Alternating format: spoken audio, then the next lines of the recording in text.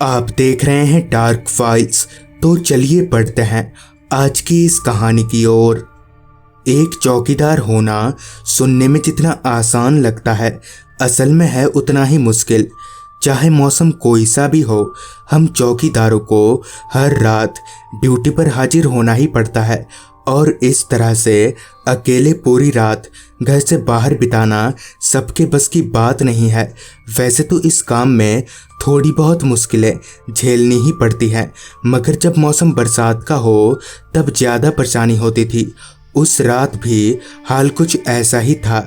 मौसम बरसात का था और बूंदाबांदी बारिश हो रही थी। मेरे एक हाथ में छाता तो वहीं दूसरे हाथ में टॉर्च और लाठी थी, जिसे बीच बीच में जमीन पर बजाते हुए मैं बस्ती का चक्कर लगाए जा रहा था। लगातार हो रही बारिश की वजह से रास्ता पूरी तरह से कीचड़ में डूबा हुआ था, जिस वजह से मुझे काफ़ी संभल कर और धीरे चलना पड़ रहा था। रास्ते पर चलते वक्त जब मैंने अपनी निगाहें घड़ी की ओर घुमाई तो रात के 11:30 बज रहे थे। बस्ती एकदम खाली थी, सभी के घरों के दरवाजे बंद थे। अपनी निगाहें यहाँ वहाँ घुमाते हुए अभी मैं चल ही रहा था कि तभी मेरी नज़र वहीं के एक घर के दरवाजे पर खड़ी औरत पर गई। ये देखकर मुझे काफ़ी अजीब लगा कि भला ये औरत बंद घर के दरवाजे के पास क्या कर रही है, जिस पर मैंने उसे आवाज़ भी लगाया, अरे बहन जी, वहाँ क्या कर रही हैं आप? मगर मेरे ये पूछने पर भी उस औरत ने कोई जवाब नहीं दिया। उस औरत से कोई जवाब ना पाकर मैं उसकी ओर बढ़ने लगा।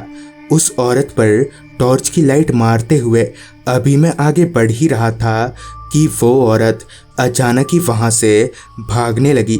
उस औरत को ऐसा करता देख मैं भी उसकी ओर भागा, ये पता करने के लिए कि आखिर ये है कौन और ये कहाँ भाग रही है।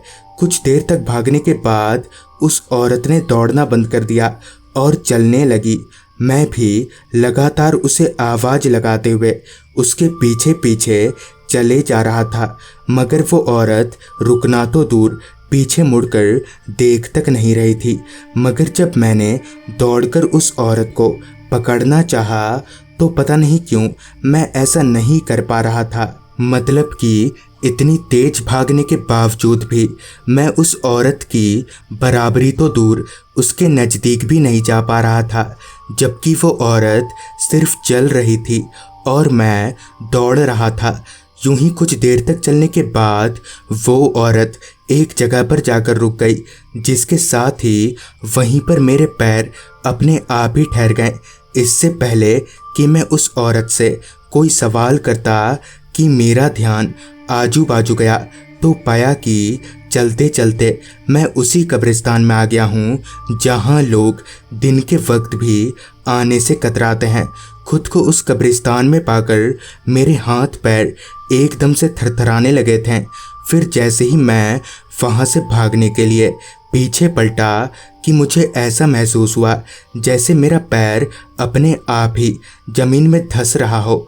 मैंने जब अपने पैर की ओर देखा तो पाया कि ज़मीन से निकले एक हाथ ने मेरा पैर पकड़ रखा है और ज़मीन के नीचे खींच रहा है। अब तक मेरी सांसें तकरीबन बंद होने पर आ गई थीं।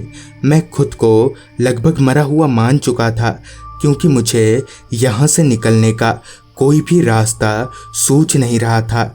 अब तक मेरा आधा शरीर ज़मीन में धंस चुका था। मैं लगातार चीख लगाए जा रहा था, मगर मुझे बचाने के लिए इस कब्रिस्तान में कौन आएगा।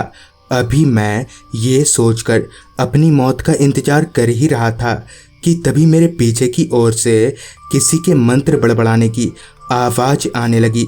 जब तिरछी नज़र से पीछे की ओर देखा तो पाया कि गांव के पंडित जी हैं और वो कुछ मंत्र बड़बड़ा रहे हैं।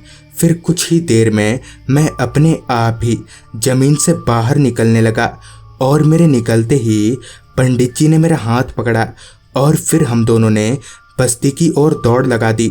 फिर पंडित जी ने मेरे से पूछा, तुम उस कब्रिस्तान में क्या करने गए थे? जिस पर मैंने उन्हें पूरी बात बता दी।